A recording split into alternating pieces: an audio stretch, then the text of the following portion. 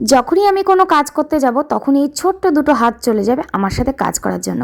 Hello বন্ধুরা, আমি পায়েল, আমার নতুন দিনে নতুন একটা ব্লগে তোমাদেরকে অনেক অনেক ওয়েলকাম। আজ কিন্তু বাবাইয়ের দুপুর 12টা থেকে পরীক্ষা ছিল না, ছিল সকাল 10টা থেকে। আর এই শীতের সকালবেলা তাড়াতাড়ি ঘুম থেকে উঠে সমস্ত কিছু করতে কিন্তু খুবই অসুবিধা হয়। সকাল সকাল বাবাইকে খানিকক্ষণ পড়িয়ে নিলাম, আর তারপর ওকে খাইয়ে রেডি করে পাঠিয়ে দিলাম ও ছোটু কাকার সাথে স্কুলে।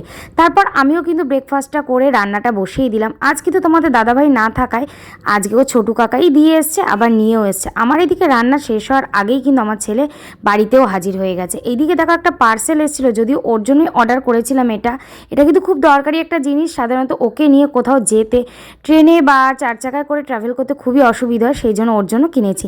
এদিকে দেখো ছেলে আমার শুরু করে দিয়েছে এদিকে বড়া ভাজা। খুবই আবদার করছিল যে আমি বড়াগুলো বানাই, কারণ তোমার এখনও তো কোনো কাজকর্ম অনেকটাই বাকি আছে, তাহলে আমি তোমাকে একটু হেল্প করে দিই।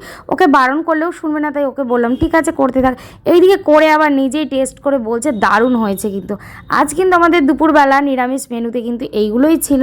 তো কেমন লাগলো আজকের ছোট্ট ব্লগটা তোমাদের অবশ্যই জানিয়ে একটা ছোট্ট কমেন্টে। তাহলে আজকের মতন এখানেই শেষ, টাটা।